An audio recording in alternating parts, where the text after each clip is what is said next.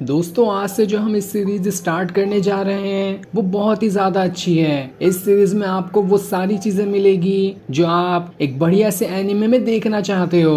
तो चलिए इस बहुत ही बढ़िया वाली सीरीज को शुरू करते हैं। तो एपिसोड 1 की स्टार्ट में हमें बताया जाता है हजारों साल पहले डाओ डोमेन का सबसे पावरफुल ट्रेजर जिसका नाम त्यान्नी पर्ल था वो वहां से चोरी हो गया, जिसके बाद वो डस्ट रेल में आकर गिर गया था और तब उसे वहां से जोक्यू किंगडम के सबसे पावरफुल मेंबर सीतू ने ले लिया। ऐसा कहा जाता है कि उस पर्ल के अंदर इतनी पावर्स है कि वो किसी भी इंसान को इमॉर्टल रैम तक ले जा सकता है। लेकिन वो पर्ल सीतू के पास आने के बाद से ही पूरी दुनिया में एक लड़ाई सी छिड़ गई, जहां सारे लोग अब बस उस पर्ल को ही हासिल करना चाहते हैं। जिसके बाद हम सीतू को देखते हैं जो उस पर्ल को लेकर वहां से भागने की कोशिश कर रहा होता है, लेकिन उसके पीछे कई सारे गॉड्स पड़े होते हैं ताकि उससे वो पर्ल छीन सके। सुप्रीम गॉड उससे कहते हैं इस पर्ल को ले जाना इतना आसान काम नहीं है, तुम्हें हम सबसे फाइट करनी होगी, उसके बाद ही तुम इस पर्ल को ले जा सकते हो। लेकिन हम सब अपनी पूरी जान लगा देंगे ताकि तुम ये पर्ल ना ले जा सको।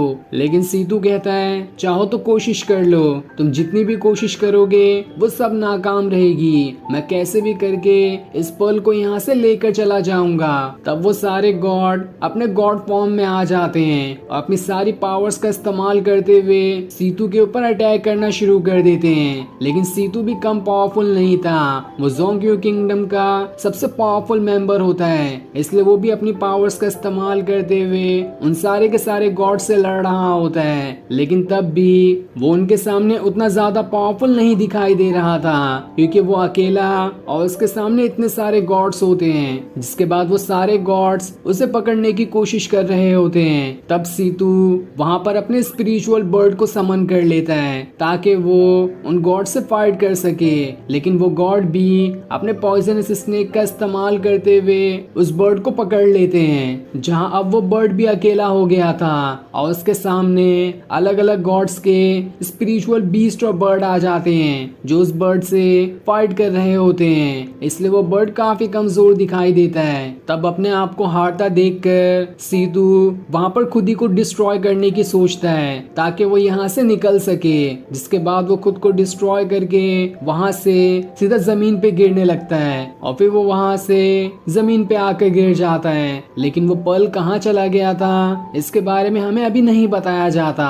अब हमारा सीन एक छोटे से गांव पर मुड़ जाता है जहां हम हमारे मेन कैरेक्टर वांग को देख पाते हैं और वो अपने पेरेंट्स के साथ एक छोटे से घर में रहा करता है जहां उसके पेरेंट्स मूर्तियां बनाने का काम करते हैं और इसी मूर्तियां बनाने के काम से उनका घर चलता है। वो दोनों वांग के लिए पैसे जमा कर रहे हैं ताकि वो एक अच्छे से स्कूल में जाकर पढ़ाई कर सके। लेकिन तभी कुछ लोग घर में घुस आते हैं जिनके पास से वांग के फादर ने कुछ कर्जा लिया हुआ था ताकि वो अपना बिजनेस और ज्यादा बढ़ा सके। तब वो आने के बाद सारी चीजें तोड़ना शुरू कर देते हैं और जितनी भी बची हुई मूर्तियां होती हैं वो उन सभी को उठाकर ले जाने लगते हैं। वांग के पेरेंट्स तो उसके सामने गिड़गिड़ाकर माफी मांग रहे होते हैं कि हमें बस थोड़ी सी और मोहलत दे दो, हम आपका सारा कर्जा उतार देंगे। ये सारी मूर्तियां हमने इसलिए रखी हैं ताकि हम अपने बेटे को एक अच्छे से स्कूल में डाल सकें। लेकिन वो जल्लाद आदमी उनकी एक भी बातें सुनने का नाम नहीं लेता। तब ये देखकर वांग अपने पेरेंट्स से कहता है आपको ऐसे इंसान के सामने झुकने की जरूरत नहीं है, आपके बेटे का फ्यूचर किसी के सामने झुकने से डिसाइड नहीं होने वाला। जिसके बाद वो आदमी अपने बाकी साथियों के साथ वहां से चला जाता है। तब उसके जाने के बाद वांग के पेरेंट्स तो एकदम ज्यादा उदास हो जाते हैं कि हमारे सारे सपनों पर पानी फिर गया, हमने कितनी मुश्किलों से पैसे जमा करने की कोशिश की थी ताकि हमारे बेटे को एक अच्छे से स्कूल में डाल सके जिससे वो आगे चलकर एक बहुत अच्छा इंसान बनेगा। लेकिन देखो बस एक पल में हमारी पूरी जिंदगी बदल गई। तभी वहां पर वांग के फोर्थ अंकल आते हैं जो वांग के फादर से कहते हैं मेरे पास एक अर्जेंट काम था, इसी के बारे में डिस्कस करने के लिए मैं आपके पास आया हूँ। और वो खास बात ये है कि हांग्यू सेक्ट 3 डिसाइपल को सिलेक्ट करना चाहता है ताकि वो उन्हें अपने सेक्ट में शामिल कर सके। और हांग्यू सेक्ट इमोर्टैलिटी के लिए सबसे ज्यादा पावरफुल सेक्ट माना जाता है। वहाँ के डिसाइपल्स काफी ज्यादा पावरफुल होते हैं और उन सभी सभी के पास इमोर्टैलिटी होती है, और अगर वहाँ पर वांग सिलेक्ट हो जाता है तो किसी के अंदर भी हिम्मत नहीं होगी कि आपके सामने आकर आंख उठाकर देख सके। पूरे गांव में आपका नाम रोशन हो जाएगा। इसलिए मैं चाहता हूँ कि आप वांग को वहाँ पर भेजें ताकि वो हांग्यू सेक्ट में ज्वाइन होने के लिए ट्रायल दे सके। अगर नसीब अच्छी हुई तो वो उसमें सिलेक्ट भी हो जाएगा।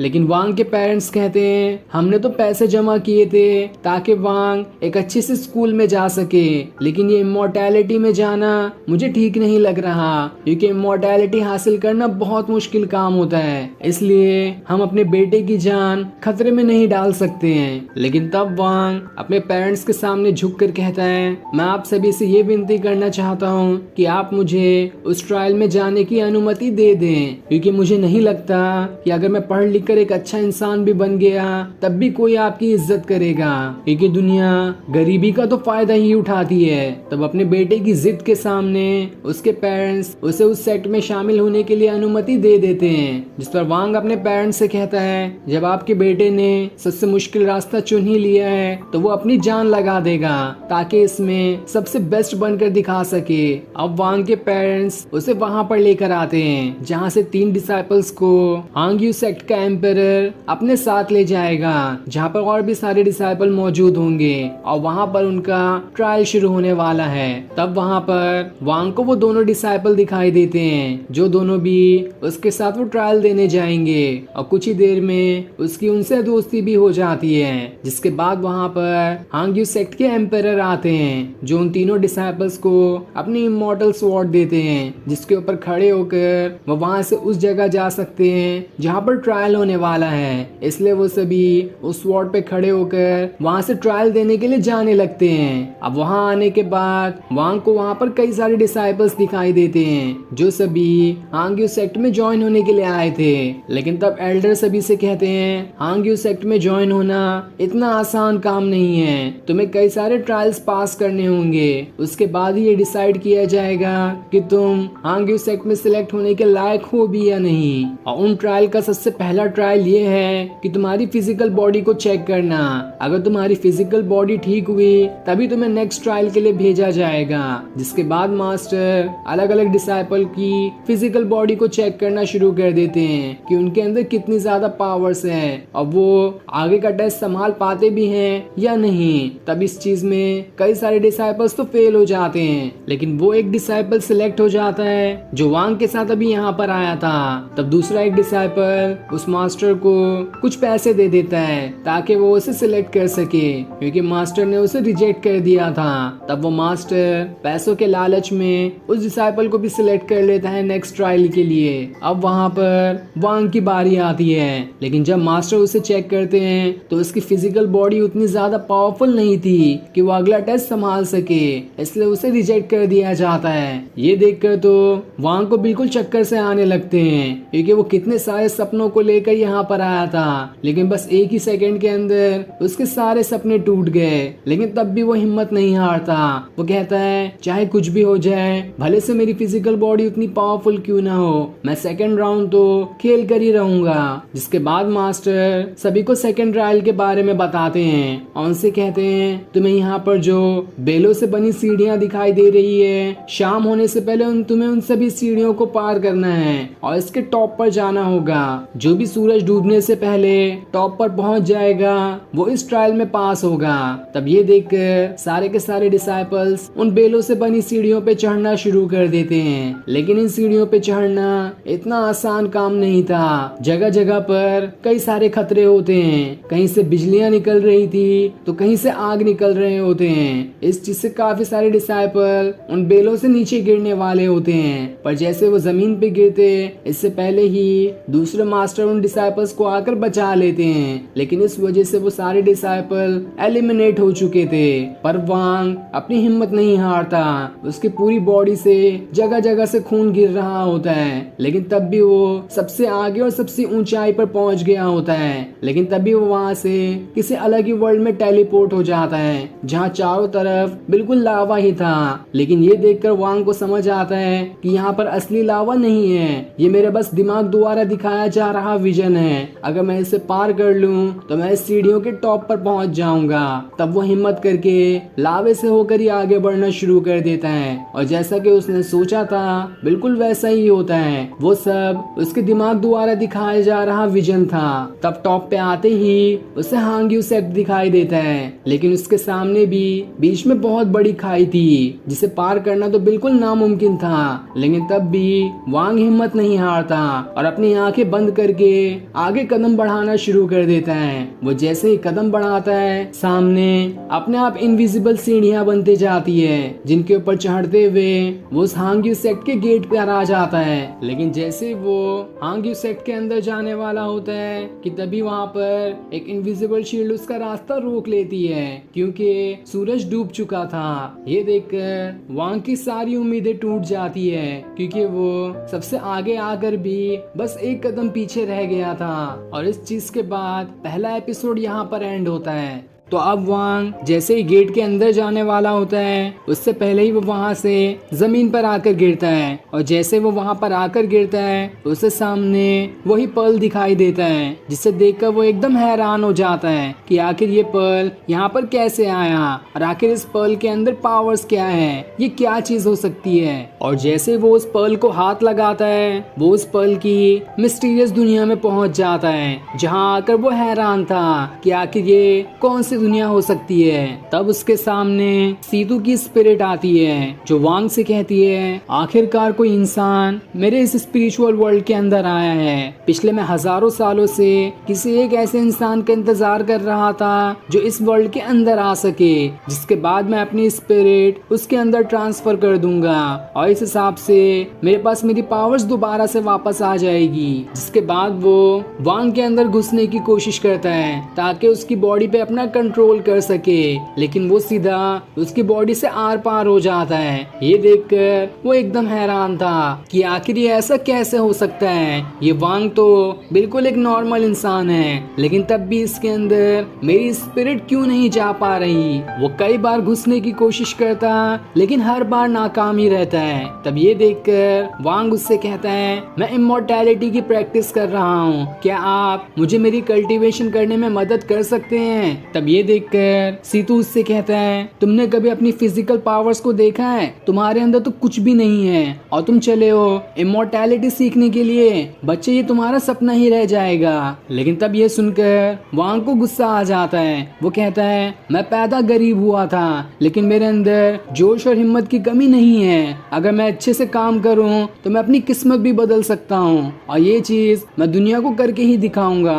तभी वहां पर एल्डर आकर वांग को ले जाते हैं और उसके पेरेंट्स के पास उसे लेकर आते हैं, क्योंकि वो दोनों काफी परेशान हो चुके थे, क्योंकि वांग इतनी ऊंचाई से गिरने के बाद किसी को दिखाई भी नहीं दिया था। तब वांग के पेरेंट्स अपने बेटे को देखकर एकदम ज्यादा खुश हो जाते हैं और उसके गले लगा लेते हैं। जिसके बाद वहाँ पर वो मास्टर आते हैं जो वांग को खुशखबरी सुनाते हुए कहते हैं भले से तुमने सेकंड टेस्ट को पूरा नहीं कर पाया, लेकिन सबसे आगे जाने वाले तुम ही थे, इसलिए आज से तुम हांग्यू सेक्ट का हिस्सा हो। ये सुनकर तो वांग को अपने कानों पर विश्वास नहीं होता कि आखिर ये मैं क्या सुन रहा हूँ। मैंने इमॉर्टैलिटी के लिए अपना पहला कदम बढ़ा दिया है और अब मैं पीछे कभी नहीं हटने वाला। जिसके बाद मास्टर वांग को वहाँ से अपने सेक्ट में ले जाते हैं, जहाँ आने के बाद एक दूसरा मास्टर वांग को सारी चीजें बताता है कि यहाँ पे डिसाइपल्स के कपड़े उनके रैंक दर्शाते हैं। जिनके पास ग्रे कलर के कपड़े होते हैं उनका कोई भी रैंक नहीं होता, और जिनके पास येलो कलर के कपड़े होते हैं वो सेकंड रैंक पर आते हैं, और जिनके पास रेड कलर के होते हैं वो उनसे भी ज्यादा आगे फर्स्ट रैंक पर आते हैं। और लास्ट में होता है व्हाइट कलर के कपड़े, जिसके बाद तुम एक मास्टर या उससे क्लोज टू लेवल के पहुंच सकते हो। लेकिन व्हाइट कलर के कपड़ों तक पहुंचने के लिए तुम्हें बहुत ज्यादा मेहनत करने की जरूरत पड़ेगी। जिसके बाद वो मास्टर वांग को हॉस्टल में लेकर आते हैं, जहाँ पर नए आए हुए सारे डिसाइपल्स को रखा जाता है। अब हॉस्टल में आने के बाद वांग को वहाँ पर और भी कई सारे डिसाइपल्स दिखाई देते हैं जो सभी हंसी मजाक कर रहे थे। तब हॉस्टल मास्टर सभी को उनका बैज देता है, जिसमें कल उन्हें क्या काम करना होगा इसके बारे में लिखा होता है। हॉस्टल मास्टर सभी को ये चेतावनी देता है कि अगर किसी ने भी अपना काम पूरा नहीं किया तो मैं इसकी शिकायत एल्डर से करूंगा और वो सीधे सीधे तुम्हें हांग्यू सेक्ट से बाहर निकाल कर फेंक देंगे। इसलिए जिसके पास जो काम है उसे वो काम पूरा करना होगा। तब अगला दिन दिन आ जाता है और वांग को ये काम मिला था कि उसे एक छोटी सी बाल्टी से बड़े बड़े कई सारे ड्रम को भरना होगा, जो काम बिल्कुल इम्पॉसिबल के बराबर है। लेकिन तब भी वांग इस काम को करने के लिए तैयार हो जाता है, जहाँ इस काम को करते हुए उसके हाथ में छाले पड़ जाते हैं, जिस वजह से वो काफी ज्यादा थक गया होता है। तब वो एक बाल्टी पानी के अंदर उसी मैजिकल पर्ल को रख देता है और जैसे उसके अंदर हाथ डालता है उसके हाथ के सारे छाले बिल्कुल ठीक हो जाते हैं और जिसके बाद वो उस पानी को भी पी जाता है और जैसे वो पानी पीता है उसकी पूरी बॉडी रिफ्रेश हो जाती है, मानो कि वो अब जरा सा थका ही ना हो। ये देखकर वो बहुत ज्यादा खुश हो जाता है कि इससे तो मैं बड़ी ही आसानी के साथ काम कर सकता हूँ अपना सारा का सारा। अब अगले दिन वांग ने उस पर्ल के वाटर को एक बोतल के अंदर डाला होता है ताकि जब भी वो थकेगा उस पानी को पीकर बिल्कुल रिफ्रेश हो जाएगा और इस वजह से वो काफी जल्दी अपना काम किए जा रहा होता है। ये देखकर तो सीतू भी खुश था कि ये वांग तो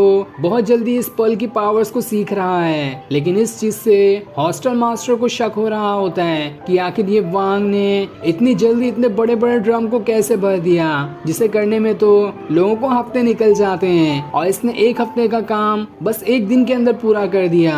जरूर कुछ तो गड़बड़ है। इसलिए जैसे ही वांग पानी भर रहा होता है तभी वहाँ पर हॉस्टल मास्टर आकर उसके ऊपर अटैक कर देता है और उसे मारते हुए कहता है, तुम यहाँ पर नए आए हुए डिसाइपल हो जिसका अभी तक कोई रैंक ही नहीं है, इसलिए तुम जमीन के कीड़े हो और कीड़ों की तरह ही रहना चाहिए। जिसके बाद वो एक जोरदार किक उसे मारकर वहाँ से दूर फेंक देता है। ये देखकर वांग को बहुत ज्यादा गुस्सा आता है। सीतू उससे कहता है, आखिर तुम क्या कर रहे हो, जाके उससे फाइट करो। लेकिन वांग कहता है, मैं फाइट नहीं कर सकता, अगर मैंने हॉस्टल मास्टर को कुछ भी किया तो उसकी शिकायत सीधा एल्डर को कर देगा, जिस वजह से मुझे इस सेक्ट से ही बाहर निकाल दिया जाएगा, इसलिए मैं हॉस्टल मास्टर के साथ कुछ भी नहीं कर सकता। तब ये सुनकर सीतू उससे कहता है, तो ठीक है, अब मैं ही तुम्हें अच्छे से कल्टीवेशन करना सिखाऊंगा, जिस वजह से तुम्हारे पास थोड़ी तो पावर्स आएगी ताकि तुम किसी भी मुसीबत में अपना बचाव कर सको। जिसके बाद वो उसे 7 अलग अलग एलिमेंट्स की पावर्स के बारे में बताने लगता है, जिसमें वाटर, फायर, विंड और ऐसे ही ग्रेविटी करके कई सारी टेक्निक्स होती है और उन सभी एलिमेंट्स को वांग को सीखना होगा, जिसके बाद वो काफी ज्यादा पावरफुल बन जाएगा। तब वांग सबसे पहले ग्रेविटी एलिमेंट को सीखने की कोशिश करता है। अगर इसे वो सीख गया तो वो दूर से भी किसी भी चीज को उठाकर सीधा अपने हाथ में ला सकता है या किसी और चीज को दूर से हवा में उड़ाकर कहीं और फेंक सकता है। अब कुछ दिनों बाद एक मास्टर आते हैं जो कि येलो कपड़े वाले डिसाइपल के मास्टर थे और वो यहाँ पर वांग और बाकी सारे डिसाइपल में से किसी एक को चुनने आए होते हैं ताकि वो उन्हें अपना डिसाइपल बना सके और जो भी यहाँ का डिसाइपल बनेगा उसे येलो कपड़े दे दिए जाएंगे, जिससे उसका एक रैंक बढ़ जाएगा। तब वो मास्टर वांग को ही आकर चुनते हैं और उससे कहते हैं, क्या तुम मेरा डिसाइपल बनना पसंद करोगे? ये सुनकर तो वांग एकदम ज्यादा खुश हो जाता है और उनके सामने बिल्कुल हाँ कर देता है। तब ये देखकर वो मास्टर उसे कुछ एक्साइलर पिल्स देते हैं, जिसे परंपरा के हिसाब से वांग को खाना होगा, इसलिए वांग उन पिल को खा लेता है। अब इस चीज से वांग काफी ज्यादा खुश था कि अब तो मेरा रैंक भी बढ़ चुका है, साथ ही उसने ग्रेविटी एलिमेंट को भी सीख लिया होता है, इसलिए वो उस एलिमेंट की पावर्स को चेक करने लगता है और अब वो किसी भी चीज को खुद से ही हवा में उड़ा सकता था। दूसरी तरफ एक डिसाइपल हॉस्टल मास्टर से कहता है, आपने तो कहा था कि अगर मैं 1000 लकड़ियां काट दूं तो आप मुझे उस येलो कपड़े वाले मास्टर का डिसाइपल बनवा देंगे, लेकिन वो जगह तो वांग को मिल गई, आपने मुझे धोखा दिया। लेकिन तब हॉस्टल मास्टर उस डिसाइपल के ऊपर ही अटैक करना शुरू कर देता है और उससे कहता है, मेरे सामने जुबान अड़ाने की कोशिश मत करना। लेकिन तभी वहाँ पर वांग आ जाता है जो हॉस्टल मास्टर से कहता है, अब तो हम दोनों एक ही रैंक पर आ चुके हैं, तो क्यों ना कुछ पुराना हिसाब किताब पूरा कर लिया जाए। जिसके बाद वो हॉस्टल मास्टर से फाइट करना शुरू कर देता है, जहाँ वो अपनी ग्रेविटी एलिमेंट का इस्तेमाल करता है और इस तरह से वो काफी बढ़िया तरीके से हॉस्टल मास्टर की पिटाई किए जा रहा था। हॉस्टल मास्टर तो ये देखकर हैरान रहता है कि आखिर इसके पास इतनी पावर्स कैसे आ गई। जिसके बाद वांग हॉस्टल मास्टर की खूब पिटाई करता है और जैसे ही उस डिसाइपल को मौका मिलता है, पीछे से वो एक खंजर सीधा हॉस्टल मास्टर के अंदर ही घुसा देता है और वो उसके ऊपर इतना वार करता है कि आखिरकार वो हॉस्टल मास्टर वहीं पर मारा जाता है। और फिर ये सीन दिखाते ही ये एपिसोड यहीं पर एंड हो जाता है। Thanks for watching.